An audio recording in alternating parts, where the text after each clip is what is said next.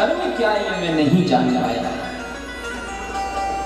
सनकादिक मुनि बोले बस इतना छोटा सा प्रश्न, और इस छोटे से प्रश्न को लेकर तुम 1 वर्ष से घूम रहे हो। नारद जी बोले प्रभु आपको छोटा प्रश्न लग रहा है, लेकिन हमें तो बहुत बड़ा लग रहा है, क्योंकि 1 वर्ष से इस प्रश्न को लेकर के हम कैसे घूम रहे हैं ये हम ही जानते हैं। लेकिन प्रभु बताइए ना, अगर छोटा सा प्रश्न है तो इसका उत्तर क्या है, शीघ्रता से बताइए। सनकादिक मुनि कहते हैं नारद जी, सत्कर्म सूचको नो ज्ञान यज्ञ स्मृतो बुधै श्रीमद् भागवतालापे सतु गीत सुखादिभिः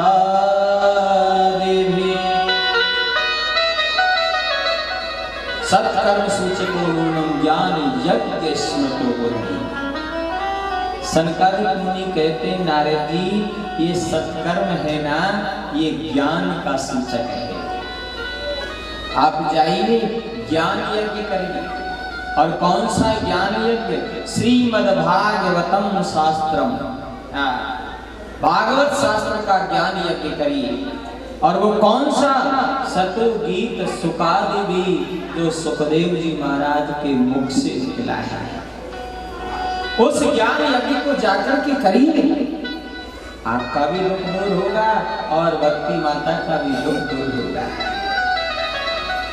नारद जी बोले प्रभु जी आपने हमारी पूरी बात नहीं सुनी शायद, इसलिए आप कह रहे हैं। महाराज हमने वेदों का पाठ किया, पुराणों का पाठ किया, गीता का पाठ किया, जब हमको चेतना नहीं आई ज्ञान वैराग्य को, तो इस भागवत श्रवण से कैसे आएगी। सूत जी महाराज कहते हैं ऋषियों, सनकादिक मुनियों ने नारद जी को समझाया ये भागवत क्या है। भागवत कोई साधारण ग्रंथ नहीं है नारद जी। जैसे हम गंगा में स्नान करते हैं और गंगा में स्नान करने से सारे पाप धुल जाते हैं, वैसे ये भागवत भी एक गंगा है। इसमें हम डुबकी लगाते हैं तो हमारे जो सिर पर पापों की गठरी रखी है ना, इसे भगवान नीचे फेंक देते हैं। और नीचे कहाँ गिरते हैं मालूम है? जो पड़ोस में बैठे हो ताली ना बजाए,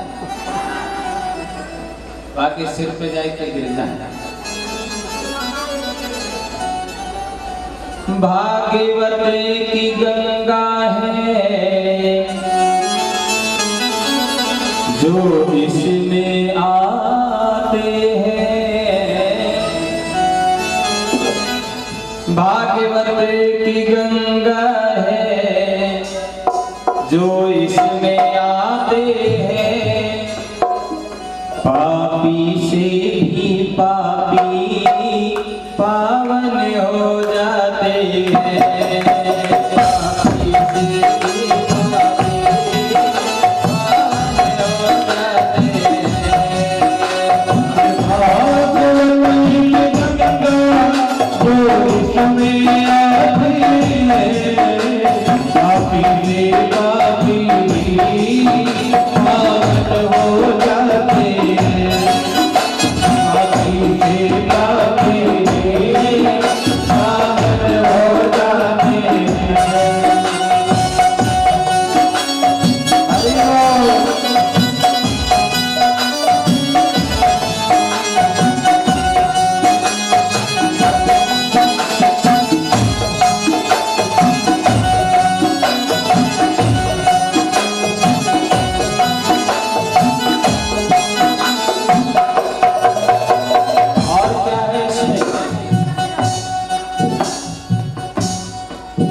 वचनों के मोती है इस भागवत सागर में, वचनों के मोती है इस भागवत सागर में, वचनों के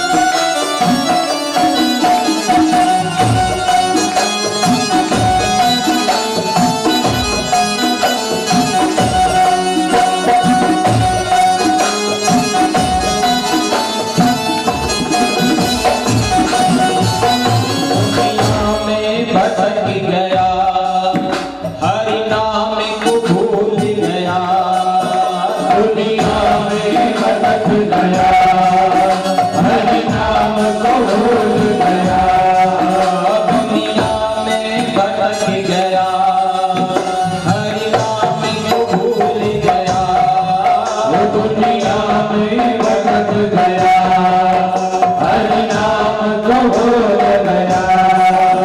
हीरा सा जन्म तूने देखा ही गवा दिया, हीरा सा जन्म तूने बिरथा ही गवा दिया, हीरा सा जन्म तूने देखा ही गवा दिया, हीरा सा जन्म तूने बिरथा ही गवा दिया। तो अभी भी समझ प्राणी, तो अभी भी समझ प्राणी, तेरे यों पछताना है, पापी से भी पापी, पावन हो जाती है, पापी से पापी पावन हो जाते हैं। भागवत की गंगा है, जो जिसमें आते हैं, भागवत की गंगा है, जो इसमें आते हैं। पापी से भी पापी, पावन हो जाती है, पापी से पापी पावन हो जाते हैं।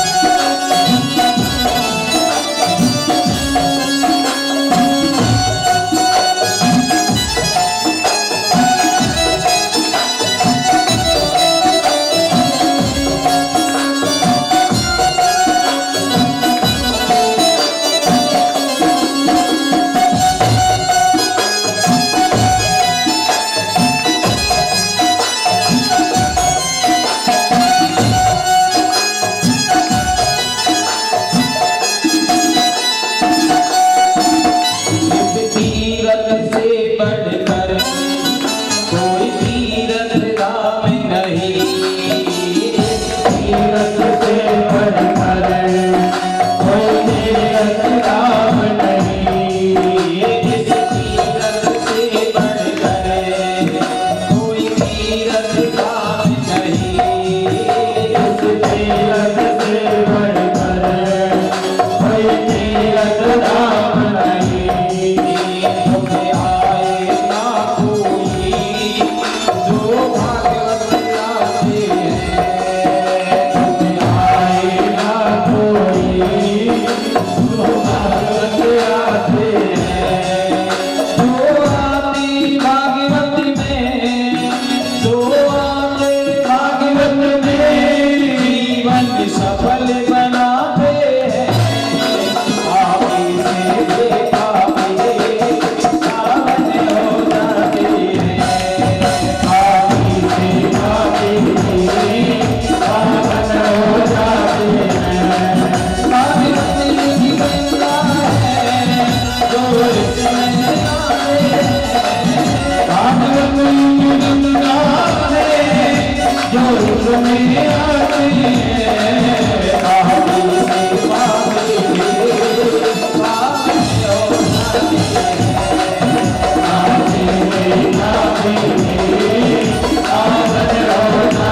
से पापी पावन हो जाते हैं। पापी से पापी पावन हो जाते हैं।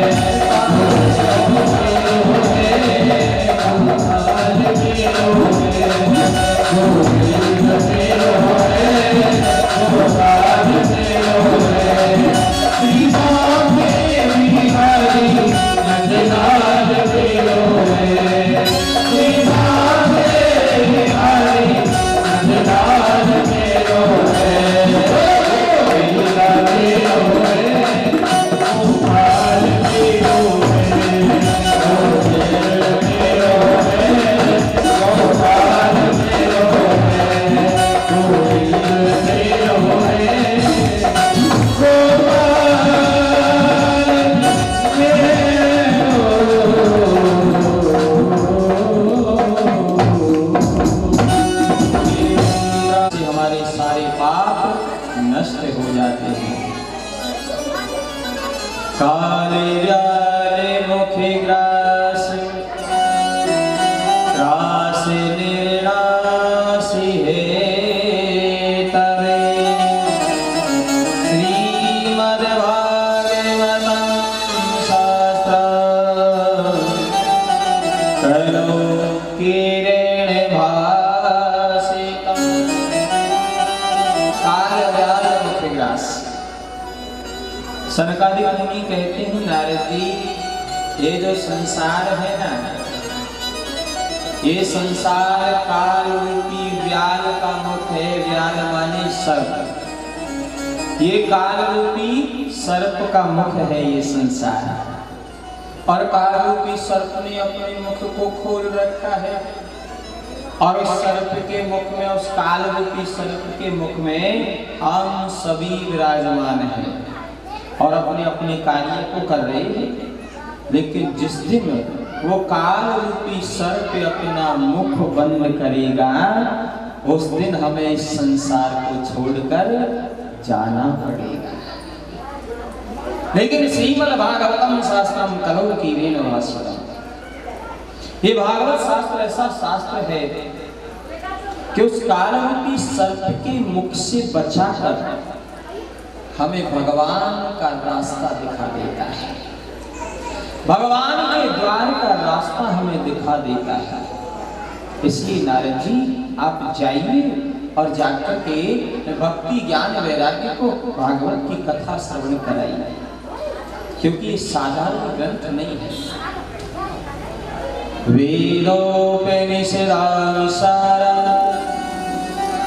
जाता भागवती कथा अत्युत्तमा ततो भाते भूता फलाकृति। वेदोपनिषदानुसार सनकादिक मुनि कहते हैं जो वेद हैं, पुराण हैं, सभी का सार है श्रीमद्भागवत। सभी का निचोड़ है भागवत। इसलिए क्योंकि हम कच्चे फल को खाते हैं तो हमारा स्वाद नहीं लगता, लेकिन पका हुआ स्वाद लगता है। और जितने भी वेद पुराण हैं उनके पके हुए फल का रस है श्रीमद्भागवत। इसलिए आप जाइए और इसे पान कराइए। नारद जी बोले, प्रभु जी जब इतना बढ़िया रास्ता बताई दियो तो फिर अब यह सुनने को और काहुआ क्यों बुलाएं? आप ही हमें सुना दो ना। सनकादिक मुनि बोले, सुना तो देंगे, लेकिन हम इतनी दूर नहीं जाएंगे। हाँ, हम इतनी दूर नहीं जा पाएंगे। ऐसा करो, उधर से तुम लेकर के आओ भक्ति माता को, इधर से हम चलेंगे और हरिद्वार में आपको ये कथा सुनाएंगे। हरिद्वार में अपना आसन लगाया, इधर भक्ति माता ज्ञान वैराग्य को लेकर के आई और सनकादिक मुनियों ने कथा शुरू की। तो देव ऋषि नारद जी ने प्रश्न किया, प्रभु जी एक बात बताइए, इस भागवत को श्रवण करने से कौन कौन तर सकता है? कोई पापी आदमी है, वो भागवत श्रवण करे तो क्या वो भवसागर से पार हो सकता है? कोई भगवान का भक्त है जी, और वो भगवान का भक्त अगर भगवान की कथा सुनेगा, भीतर जगह बहुत है, अभी जो बाहर है वो भीतर आ सकते हैं, लेकिन आराम आराम से। हाँ, और बीच में से थोड़ा रास्ता भी देखते रहेंगे तो भीतर आएंगे। अब आप दरवाजे में बैठ जाएंगे तो वो तो ये सोचेंगे ना भीतर भर हो गए। इसलिए दरवाजे पे कोई ना बैठे, थोड़े थोड़े सरक लो, आगे आगे किलो। हाँ, हल्के हल्के से आगे जाओ, आगे हो जाओ, थोड़े थोड़े आगे हो जाओ।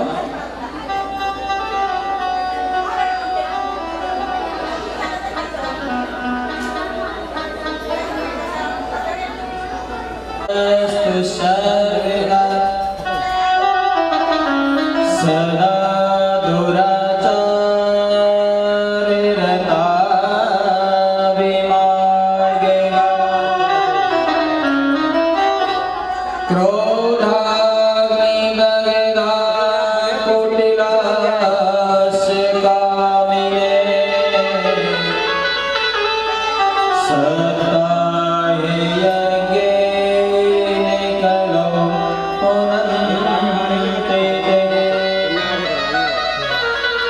ये मानवात्मस्तु सर्वदा। सनकादिक मुनि कहते हैं नारद जी, जो आदमी जीवन भर पाप करता है,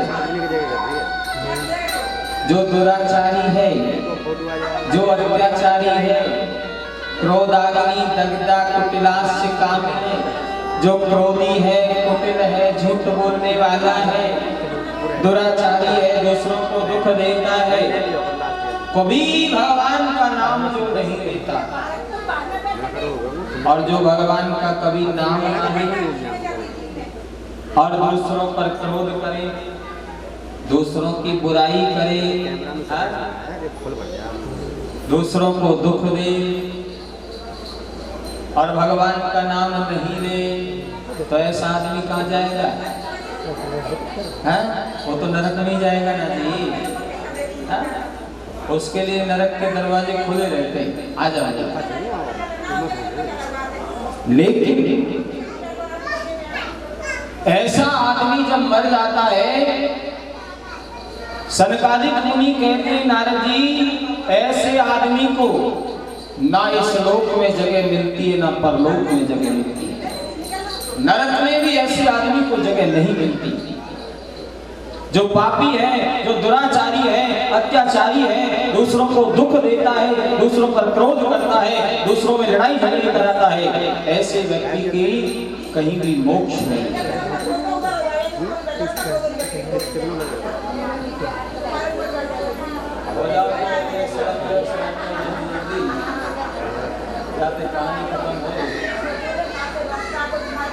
अरे चुप रह जाओ।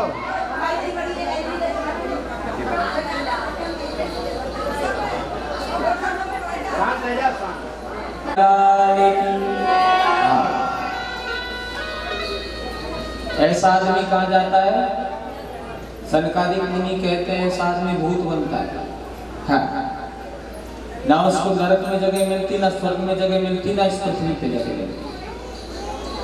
और पुराणों में लिखा है कि हमारी पृथ्वी से 100 योजन की ऊंचाई पर भूत लोग हैं, और जब हवा का जोर ज्यादा आता है तो हमारे पृथ्वी पे घूमने आ जाते हैं, और घूमने आ जाते हैं तो फिर क्या करते हैं? काव के शरीर में घुस जाए, जी वो लोग खा के गए हो जी, हाँ मैं वहीं बैठो और जाके संग आ गया चलो हो जी, हाँ ऐसे ही बोले। लेकिन ऐसा मानता कौन है? वही मानता है जिसके ऊपर बीतती है, और जाके ऊपर ना बीता हो तो वो क्या, हमने तो देख ही ना, तो हम कैसे माने भूत है। लेकिन जिसके ऊपर बीतती है वो जानता है।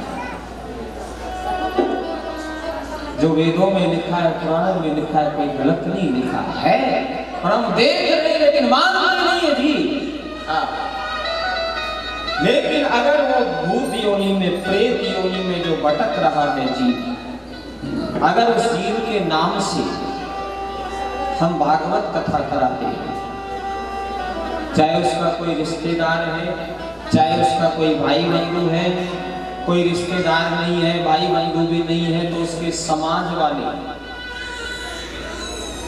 या उसका कोई मित्र, कोई भी उसके नाम से अगर कथा कराए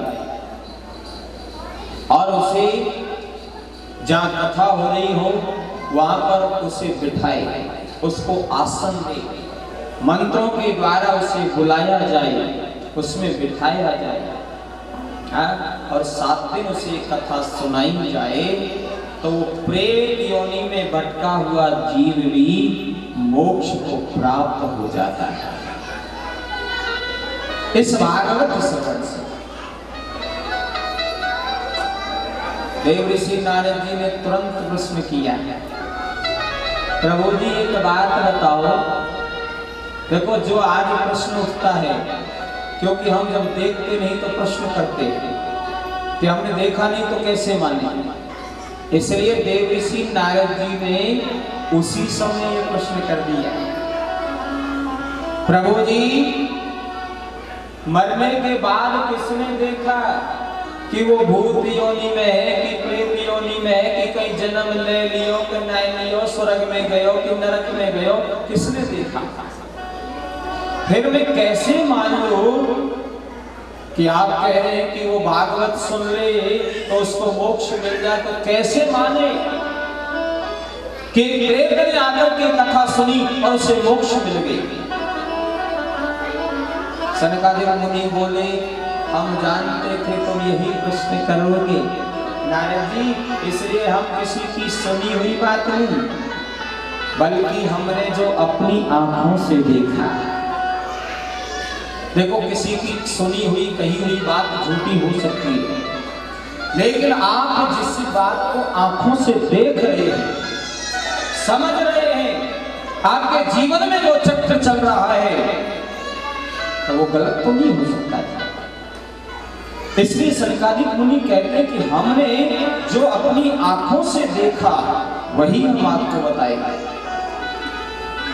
नारद जी, एक आत्मदेव नाम का ब्राह्मण था और वो बड़ा ही भगवान का भक्त है, भगवान की भक्ति करता है, घर में ही एक यज्ञ कुंड बना रखा है और रोजाना भगवान के नाम का यज्ञ करता है, भगवान की माला जाप करता है, भगवान की भक्ति करता है। लेकिन उनकी एक पत्नी है जिसका नाम है धुंधली देवी, और धुंधली जैसा नाम है वैसा ही काम है, नाम ही ऐसा है धुंधली, तो काम भी धुंधकारी, धुंधली जैसी है। वो भगवान का कभी नाम नहीं लेती, कभी भगवान की भक्ति नहीं करती, कभी सत्य नहीं बोलती। हाँ, लेकिन एक गुण है, सारे दुर्गुण है उसमें, लेकिन एक गुण है, और स्त्री में अगर ये गुण हो तो उसका जीवन सफल हो जाता है महाराज। गुण है जो उसके घर में कभी लड़ाई झगड़ा नहीं कराता। कौन? धुंधली देवी में एक गुण ऐसा है, जब उसके पति घर से बाहर चले जाते थे ना जी, तो पति के जाने के बाद पड़ोसी को परेशान करे, पड़ोसियों को गाली देती थी, ये उसमें दुर्गुण था। लेकिन सबसे अच्छा गुण क्या था कि जैसे मालूम पड़ता कि पतिदेव घर में आए हुए वाले हैं, तो पति के आए के पहले ही 10-15 मिनट पहले घर में घुसई, आरती की थाली सजा के लावई और दरवाजे पे खड़ी रह जाती।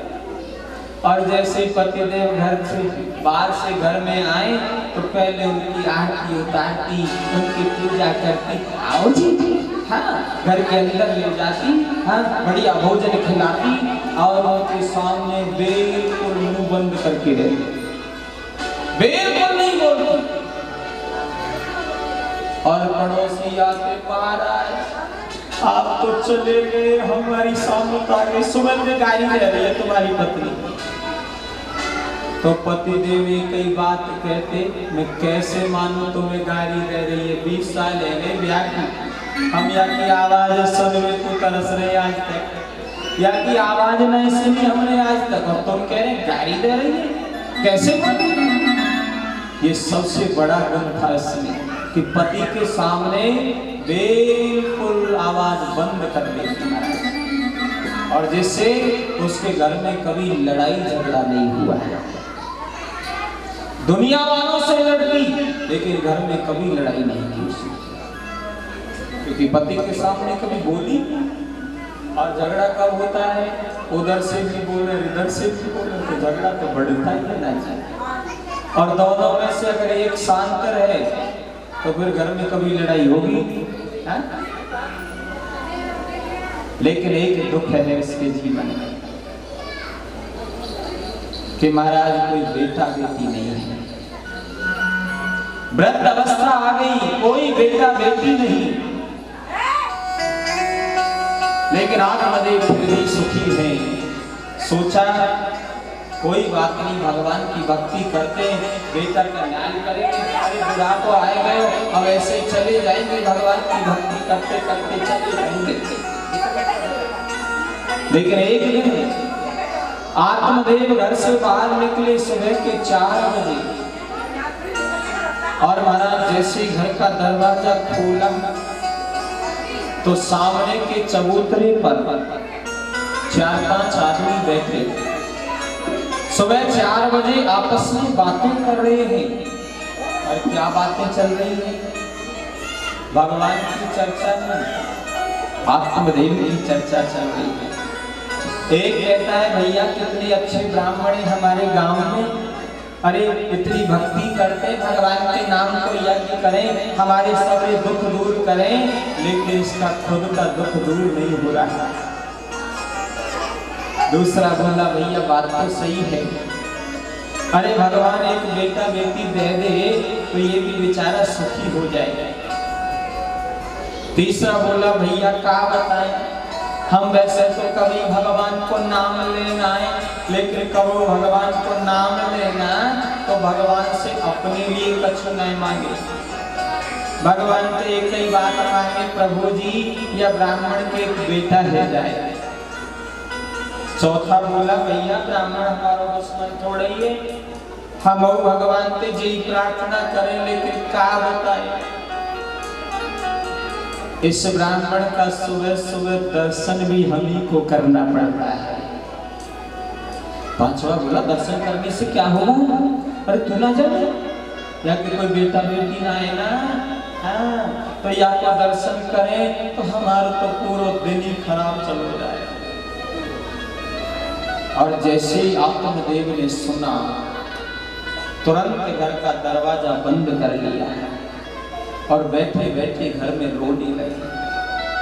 हम तो सोच रहे थे कि गांव वाले हमसे बहुत सुखी हैं, लेकिन आज मालूम पड़ा कि गांव वाले तो हमारा दर्शन नहीं करना चाहते, हमारा दर्शन करने से इनका दिन खराब हो जाता है, तो फिर ऐसे गांव में रहने से क्या लाभ है। आत्मदेव ने उन 5 आदमियों के कहने पर गांव छोड़ दिया। पत्नी से कहा देवी मैं जंगल में जा रहा हूं और जंगल में जाकर भगवान की भक्ति करूंगा, भगवान प्रसन्न हो जाएंगे तो भगवान से आशीर्वाद लूंगा कि मेरे एक बेटा हो जाए, और तभी मैं गांव वापस आऊंगा। अपनी पत्नी को आश्वासन देकर कि आत्मदेव जंगल की ओर चल दिए महाराज। और 5 आदमियों के कहने पर क्या किसी के दर्शन करने से, किसी का मुख देखने से किसी का दिन खराब हो सकता है?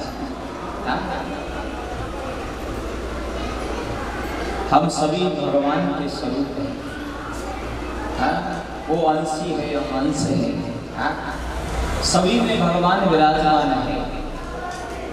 फिर किसी का मुख देखने से किसी का दिन खराब कैसे हो सकता है?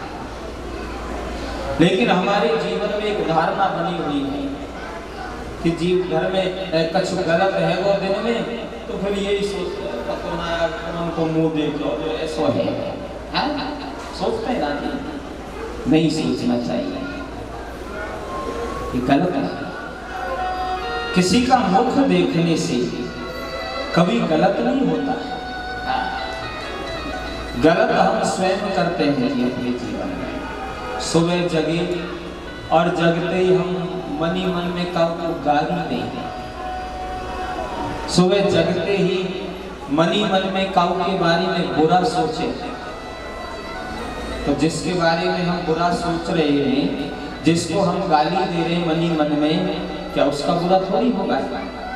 बुरा तो हमारा होगा, मन खराब तो हमारा होगा ना, और मन खराब होगा तो फिर दिन भी खराब होगा। इसलिए सुबह सुबह किसी के बारे में बुरा कभी नहीं सोचना चाहिए, कभी किसी को गाली नहीं देनी चाहिए। सुबह सुबह तो भगवान का नाम लो, मन से लेना है। भगवान का नाम लोगे तो दिन खराब नहीं होगा, अच्छा निकलेगा। और अगर किसी की बुराई करोगे तो पूरा दिन जरूर खराब निकलेगा। और जब दिन खराब निकलता है तो हम फिर कहते हैं कि पता ना कौन को मुंह देख दी आज ऐसे।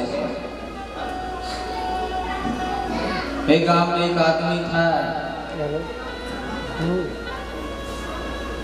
और लोगों की धारणा ऐसी बन गई कि जो भी उसको देखता उसका दिन खराब हो जाता। मन में शंका सब गांव में पैदा हो गई तो लोग उससे बच के जाते थे। हुआ गली में तो निकलेंगे ना जो उड़ा रहे। एक दिन सबरे गांव वाले ने जाकर राजा से शिकायत करी, महाराज या तो यह आदमी गांव से निकाल दो या फिर हम पूरा गांव ही छोड़ के जाए। क्यों? बोले वाला हम दर्शन करें और हमारा तो पूरा दिन खराब चल जाए। लेकिन राजा न्यायकारी था महाराज, संस्कारी था। राजा ने कहा कि कल को मुंह देख लेते तो दिन खराब नहीं हो सके, लेकिन पूरे गांव के बाद आदमी कहे तो बात मान ले, लेकिन पूरा गांव कह रहा है। राजा ने कहा ठीक है, पहले हम परीक्षा करेंगे उसके बाद कोई निर्णय लेंगे। राजा ने उस व्यक्ति को बुलाया, सैनिकों से कहा लेके आओ, अपने महल में रख दिया। जिस कमरे में राजा सोता है उसी के सामने वाले कमरा में वो आदमी सोवाई दियो और सैनिकों से कहा कि जब तक हम इसको नहीं देखें जब तक कोई नहीं आएगा महल में। सारे सैनिकों की छुट्टी कर दी और सुबह राजा जगा। जगते ही आंख भी नहीं खोली, सीधो वही के कमरा में घुसो और घुस के आंख खोली और वह आदमी को मुंह देखो। राजा ने उस आदमी का देखा, उस आदमी ने राजा को देखा। राजा आ गया और आज कोई गड़बड़ है गई तो आज जरूर हमें फांसी है जाएगी। तो बेचारा घबरा गया क्योंकि राजा तो कुछ भी कर सकता है। अब राजा उसका दर्शन करके अपने कार्य के लिए लग गया, लेकिन उस दिन वो कार्य में ऐसा व्यस्त रहा पूरे दिन वह राजा को रोटी नहीं मिली। इतना कार्य में लगा रहा कि रोटी खाना भूल गया और शाम को याद आई आज तो हमने सुबह को रोटी नहीं खाई। तो राजा को तुरंत शक गया, आज वो आदमी को दर्शन करो, हम तो राजा हैं, वो आदमी को दर्शन करके नहीं हम पूरे दिन भूखे रह गए। तो एक गांव वाले की क्या हालत हो गई। गांव वाले सही थे। अब तो राजा ने तुरंत फांसी की सजा सुना दी।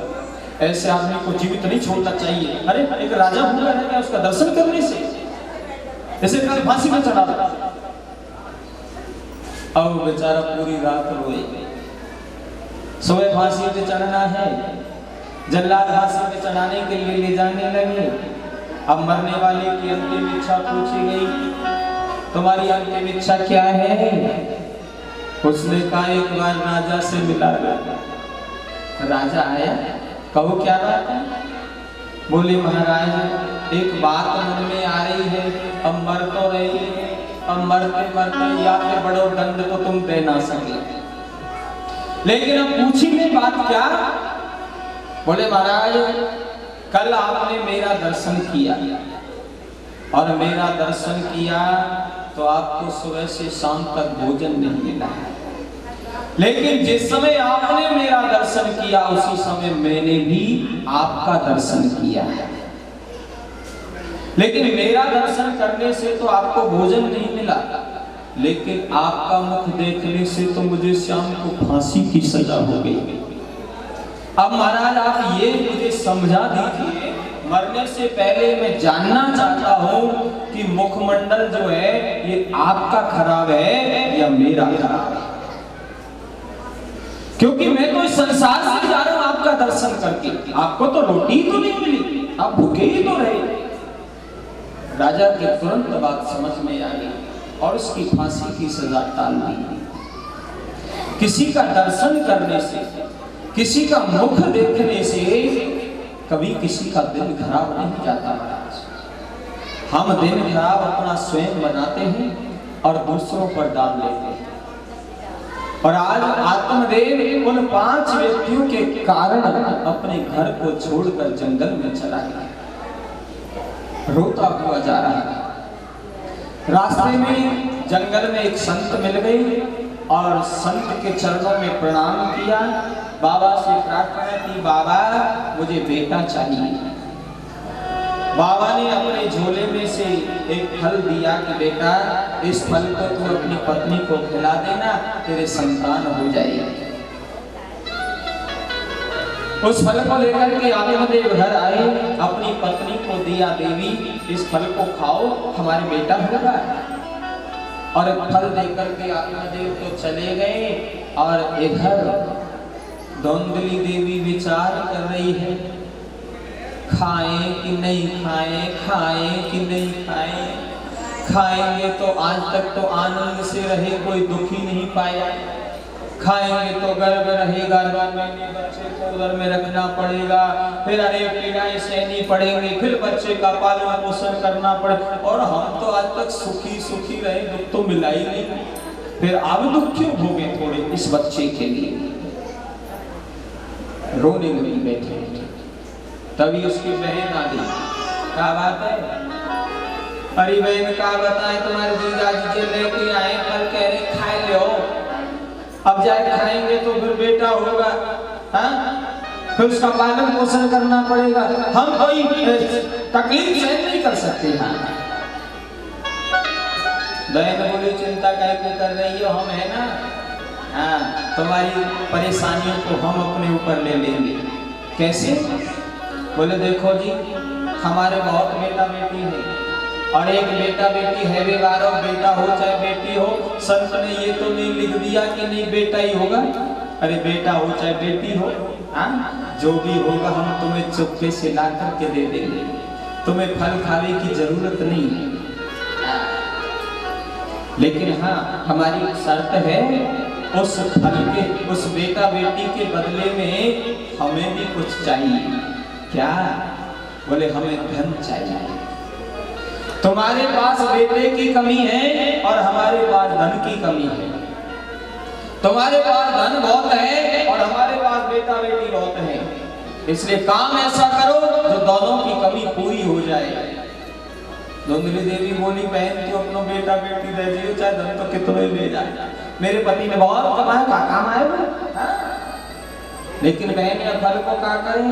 बोले तुम्हारे गाय बन रही है, 7-8 वर्ष है गई, या गाय के लिए कोई बछड़ा बछड़ी नहीं भयो, ऐसा करो या पहले गाय को खवा दो, या फल को भी पता लग जाएगी सच है कि झूठ है। अब गाय को फल खिला दिया। इधर बहन के बेटा हुआ, चुपके से धुंधली देवी को ला करके दे दिया। धुंधली देवी ने कह दिया कि बेटा हो गया, और उस बेटे का नाम धुंधकारी रखा है। लेकिन फल को खाने से गाय के भी एक बेटा हो गया महाराज। शरीर मनुष्य का है, लेकिन कान उसके गाय के जैसे हैं। उस बालक का भी जातकर्म नामकरण संस्कार किया, और उसका नाम सभी ब्राह्मणों ने गोकर्ण रखा, क्योंकि कान गाय के जैसे। बोलिए गोकर्ण जी महाराज की जय हो। दोनों भाई धीरे धीरे बड़े होने लगे। सनकादिक मुनि कहते हैं नारद जी, जब दोनों भाई बड़े हुए तो दोनों को स्कूल में भर्ती कराया, और जब स्कूल में जाने लगे तो धुंधकारी गलत रास्ते पर चला गया, और गोकर्ण जी महाराज सीधे रास्ते पर चल रहे हैं। क्योंकि जब बच्चा स्कूल जाने लगे, जब बच्चा दोनों पैरों से चलने लग जाए, तो माता पिता का कर्तव्य बढ़ जाता है।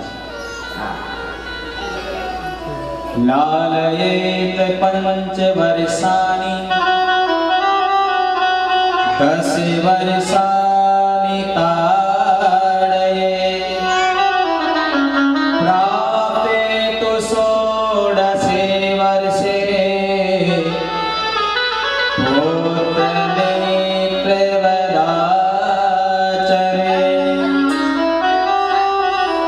शास्त्र कहते हैं लालयेत पंच वर्षाणि, जब तक बालक 5 वर्ष का रहे तब तक उससे खूब प्यार करिए, जितना आप कर सकते हैं, खूब प्रेम करो।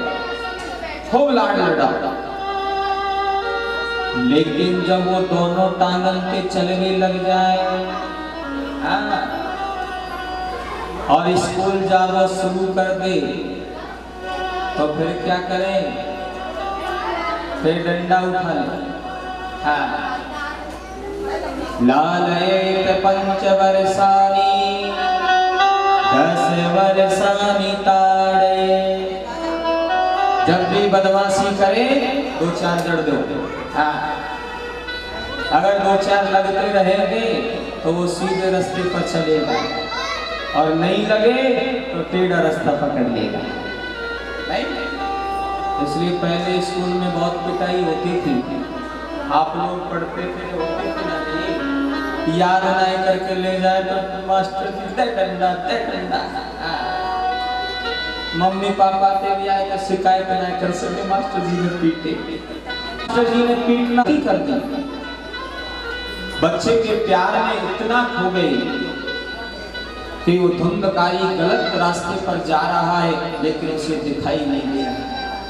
इतना लाड़ प्यार किया और धुंधकारी शराब पीने लग गया, मांस मदिरा का पान करने लग गया। महाराज गोकर्ण पंडितो ज्ञानी धुंधकारी महाखल स्नान शौच क्रियाहीनो दुर्भक्षी क्रोधे वर्धित। गोकर्ण जी महाराज आगे चल करके बड़े विद्वान हुए लेकिन धुंधकारी गलत रास्ते पर चला गया। एक दिन पिताजी ने उसे समझाया क्योंकि सभी लोग गाली देने लगे, क्योंकि जब बच्चा गलत रास्ते पर जाता है जी तो बच्चे को कम गाली पड़ती है, उसके माता पिता को ज्यादा पड़ती है। गांव के लोग गालियां देने लगे। जिस ब्राह्मण की सेवा करते थे ग्रामवासी, जिस ब्राह्मण को सम्मान की दृष्टि से देखते थे, आज वही ग्रामवासी उसे गलत दृष्टि से देख रहे हैं। एक ऐसा ब्राह्मण है अपने बच्चे को संभाल नहीं पाया, इसका बच्चा गलत रास्ते पर जा रहा है। आज आत्मदेव को समझ में आई कि मैंने कितनी बड़ी गलती की है। धुंधकारी को रोका, बेटा ये गलत रास्ता है, सही रास्ते पर चलो। ये ब्राह्मण का कर्म नहीं है, शराब पीना, मांस मदिरा खाना ये ब्राह्मण का कर्म नहीं है। लेकिन धुंधकारी ने नहीं सुना और पिताजी को धक्का मार करके अंदर चला गया। पिताजी रोने लगे। तभी गोकर्ण जी महाराज आए और गोकर्ण जी महाराज ने समझाया, पिताजी क्यों रो रहे हैं? बोले मेरा ही बेटा मेरी बात नहीं सुन रहा, मेरा बेटा मुझे धक्का मार करके घर के अंदर चल, वो भी मेरे घर के अंदर, वो अपना समझ करके। मैं कहां जाऊं? मैं इस घर में नहीं रह सकता। गोकर्ण जी महाराज ने कहा, पिताजी ये अच्छी बात है कि आप जंगल में जाएं, भगवान की भक्ति करें और ये करना चाहिए सभी को, लेकिन आप इस बात को मन में लेकर के गए कि मेरे बेटा ने धक्का मारा तो जंगल में आप भगवान की भक्ति नहीं कर पाओगे, क्योंकि मन में तो यही बात घूमती रहेगी ना जी, और जब मन में ये बात घूमेगी तो भगवान की भक्ति कैसे होगी?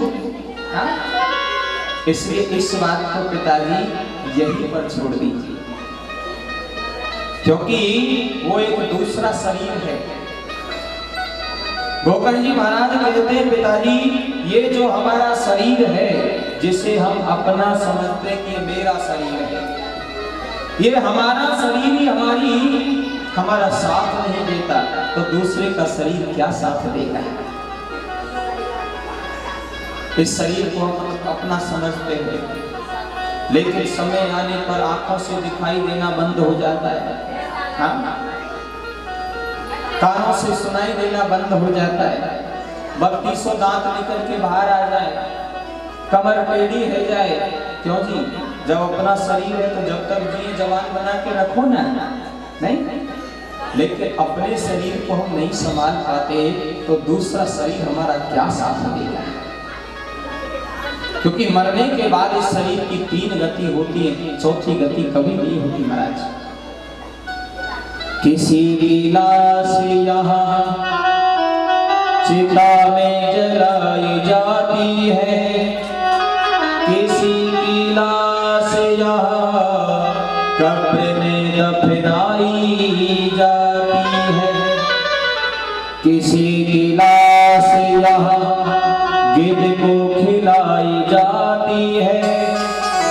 यूं ही बना बना के ये दुनिया मिटा दी जाती है। मरने के बाद शरीर की 3 गति होती है पिताजी। जला देंगे तो एक मुट्ठी राख बन जाएगा, कब्र में दफना दिया तो गल जाएगा, और जंगल में फेंक दिया तो पक्षी इसको खा जाएंगे। चौथी गति शरीर की कभी नहीं होती। इसलिए जंगल में जाएं तो इस बात को यही छोड़ के जाएं कि मेरे बेटे ने मुझे धक्का मारा। पिताजी वहां से जंगल में गए, भगवान की भक्ति करी। आत्मदेव के जाने के बाद गोकर्ण जी महाराज ने भी घर का त्याग किया। एक दिन मां को मारने लगा धुंधकारी, तो मां ने भी घर को छोड़ दिया, कुएं में गिर करके अपनी जान दे दी। आत्मदेव जी भगवान के प्यारे हो गए और धुंधकारी 5 स्त्रियों को लाकर घर में रखता है। एक दिन लूट का माल लेकर के आया और उन 5 स्त्रियों ने खटिया से बांध करके धुंधकारी को मार दिया। 5 ने जलती हुई लकड़ी उसके मुंह में डाली और उसे मार कर उसी के घर में गड्ढा खोद कर उसके शरीर को दफना करके वो 5 स्त्री सारा धन लेकर के चली गई और वो धुंधकारी प्रेत योनि में भटकने लगा, भूत योनि में भटकने लगा। एक दिन गोकर्ण जी महाराज अपने गांव में आए और रात्रि के समय वो धुंधकारी अलग अलग वेश बना करके गोकर्ण जी महाराज के सामने आता है। गोकर्ण जी महाराज ने अपने कमंडल से जल लिया, धुंधकारी के ऊपर डाला, उसकी आवाज आई, क्योंकि पहले बोल नहीं पा रहा था, क्योंकि मुंह में जलती हुई अग्नि डाल करके मारा, इसलिए आवाज नहीं निकल रही। गोकर्ण जी महाराज ने कमंडल से जल डाला, उसकी आवाज आई और हाथ जोड़ करके बोला, भैया मैं आपका भाई धुंधकारी हूं। स्वकीय नील दोषी ने ब्रह्मत्वम नाशितम मया, मैंने अपने दोष के कारण ब्रह्मत्व का नाश किया और मैं ब्राह्मण कुल में जन्म लेकर के मैंने गलत रास्ता अपनाया, उसका फल आज मैं भोग रहा हूं। लेकिन आपके जैसा भाई जिसका हो, उसका एक भाई प्रेत योनि में भटके, ये भी तो ठीक नहीं, इसलिए कोई ऐसा उपाय करिए। और महाराज गोकर्ण जी महाराज ने अपने भाई के लिए भागवत का आयोजन किया गांव में ही। धुंधकारी को एक हरे बांस में आह्वान करते हैं, 7 दिन धुंधकारी को कथा सुनाई और 7 दिन में धुंधकारी को मोक्ष मिल गया। बोलिए भागवत महापुराण की। धुंधकारी को 7 दिन में मोक्ष मिल गया महाराज। सनकादिक मुनि कहते हैं, नारद जी आप ये ना समझे कि सिर्फ पापी मनुष्य सुने वही करेगा। जो पापी शरीर त्याग चुका है, अगर वो प्रेत योनि में भटका हुआ जीव भी से सुनेगा, वो भी भगवान की प्राप्ति कर लेगा। सनकादिक मुनि कथा के नियम बताते हैं, जब तक करनी चाहिए, क्योंकि हवन के बाद हमें वो कलश मिलता है और उस कलश को लेकर के हम अपने घर में उस जल को छिड़कते हैं, लेकिन उसकी हम पूजा करेंगे तभी तो उसमें शक्ति मिलेगी ना जी। हाँ, इसलिए ज्यादा नहीं, थोड़ी सी धूप बत्ती लेके आए, थोड़ा सा जल लेके आए, 2 बूंद जल अपने कलश में डालें और धूप बत्ती दिखाएं, उनको प्रणाम करें और भगवान के सामने धूप बत्ती रख दो। क्यों जी, इतना तो करोगे ना, हाँ, तभी उसका फल मिलता है। रोजाना कलश की पूजा करें और जितनी हो सके भागवत जी की रोजाना परिक्रमा करना। 108, 1008, 1,08,000, हाँ जितनी कर सके वो आपकी श्रद्धा की बात है। ज्यादा नहीं तो 11 परिक्रमा करें, जो आपकी इच्छा हो। रोजाना भगवान की परिक्रमा करें, भागवत जी की कलश की पूजा करें और एक आसन पर बैठ करके कथा सुनें। और वो कौन सा आसन है? सुखासन। जो आरती पालती मार के हम बैठते हैं, इसका नाम है सुखासन। इस पर बैठ करके हमें कथा सुननी चाहिए। हाँ। एक आसन ऐसा भी है जिस पर बैठ करके हमें कभी भी भगवान का नाम ना सुनना चाहिए ना लेना चाहिए। और वो कौन सा आसन है पता है? हाँ, उसका नाम है दरिद्र आसन। हाँ, अब नाम ही दरिद्र आसन है और उस पर बैठ के अगर कथा सुनेंगे तो फिर दरिद्रता ही आएगी? नहीं आएगी ना। कौन सा आसन है तो बताना एक बार, मालूम है? हाँ? किस किस को मालूम है? हाथ ऊंचा करो। मालूम सबको है लेकिन बताना है। ऐसे बैठते ना ये ऐसे।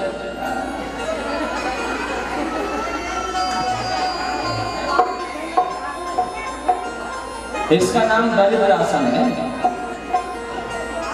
इससे हमारा सारा शरीर बंध जाता है। अगर पैरों में परेशानी है तो आप लंबे पैर कर लीजिए, इधर उधर कर लो, एक आसन पर नहीं बैठा जाता। महाराज घी पी के नहीं सुन सकते तो एक समय फलाहार करके कथा सुनो। नारद जी बोले, प्रभु जी अगर एकादशी को व्रत रह जाए, कथा में कभी एकादशी आ जाए और वो आपको व्रत रहने, तो ये व्रत निकाय वो भारी हो जाए। नहीं, सुबह से शाम तक तो भूखे रहेंगे, लेकिन शाम को व्रत थोड़ी खुले। व्रत पर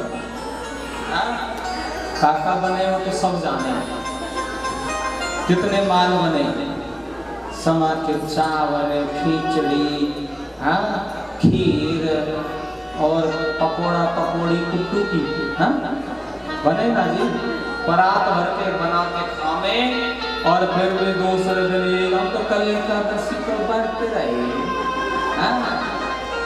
दुगनो खाने के बाद। तो महाराज एकादशी को व्रत न हो जाए और आप कह रहे 7 दिन फलाहार।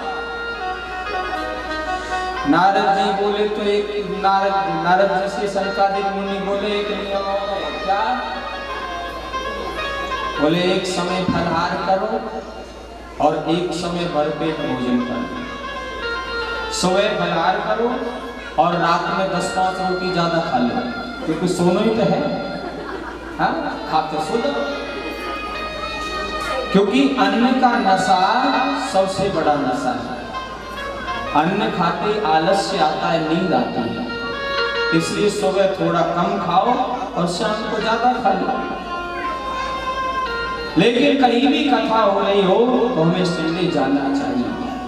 नारद जी बोले, महाराज ये बात तो ठीक है, लेकिन कोई बीमार आदमी, और बीमार आदमी को तो सुबह सुबह दवाई लेनी, और दवाई लेने को कछु खाना पड़ेगा, बिस्कुट नमकीन कछु तो चाहिए। तो खाएंगे तो आप तो कह रहे सुबह फलाहार करो और शाम को भोजन करो, फिर वो तो बीमार आदमी तो बेचारा सुन भी नहीं आएगा कथा। सनकादिक मुनि कहते हैं बीमार आदमी को भी नियम लिखा है भागवत में, जिससे भूखा नहीं रहा जाता, जिसे अन्न के बिना नहीं रहा जाता, उसके लिए वेद व्यास जी ने भागवत में लिखा है, भोजनम तो वरम मन्ये कथा श्रवण कारकम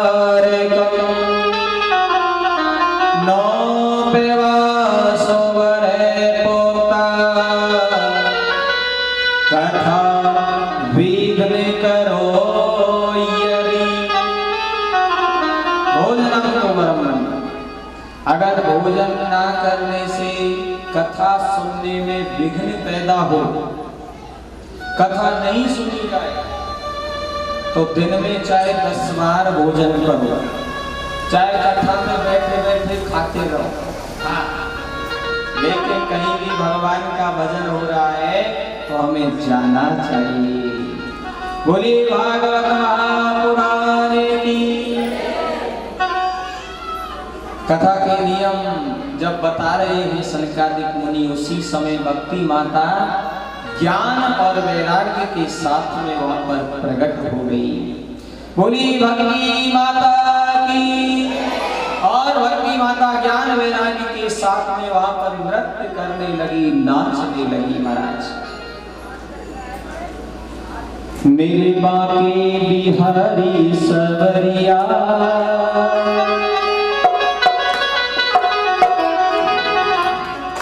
मेरे बाके मेरे बाके मेरे बाके बिहारी सवरिया, मेरा जलवा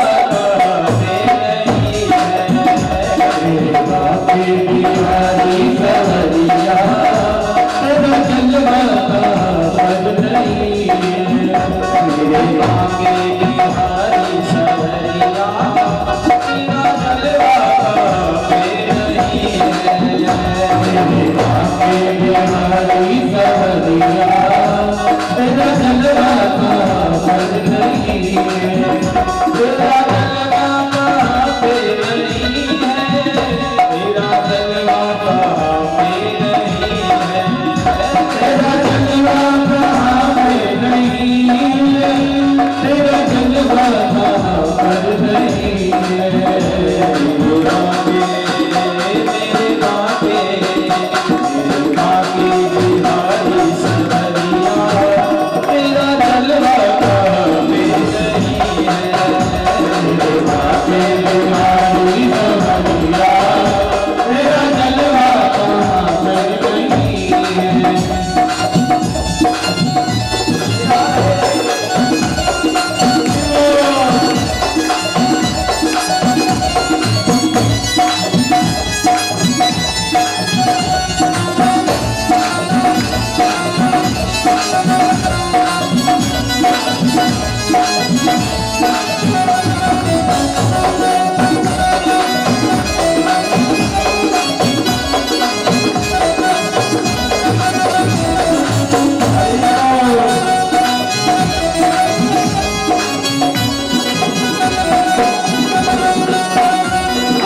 वालों ने तुमको है देखा, कान वालों ने तुमको सुना है, आँख वालों ने तुमको है देखा, कान वालों ने तुमको सुना है, आँख वालों ने तुमको है देखा, कान वालों ने तुमको सुना है, आँख वालों ने तुमको है देखा, तुमको सुना है। तेरा दर्शन तेरा दर्शन तेरा दर्शन उसी को हुआ है, जिसकी आंखों में पर्दा नहीं है, तेरा दर्शन उसी को हुआ है, जिसकी आंखों में पर्दा नहीं है। मेरे बाके बिहारी सवरिया, तेरा जलवा नहीं है, मेरे बाके बिहारी सवरिया, तेरा जलवा नहीं है।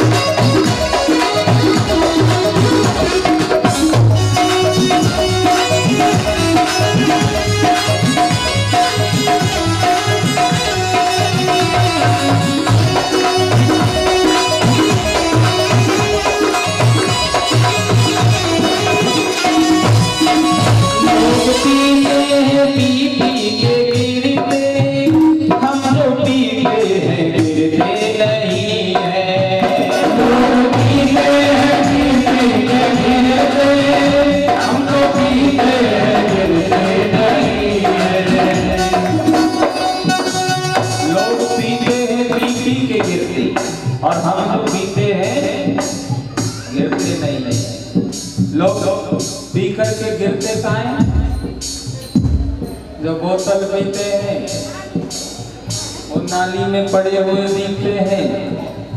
हाँ, तो ज्यादा पी ले तो फिर नाली स्वर्ग वाली है।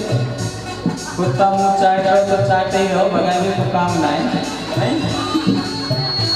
लेकिन ये जो प्याला है भगवान के नाम का जो प्याला है, जो पीता है वो कभी गिरता नहीं है, वो देख उसका ही होता है महाराज।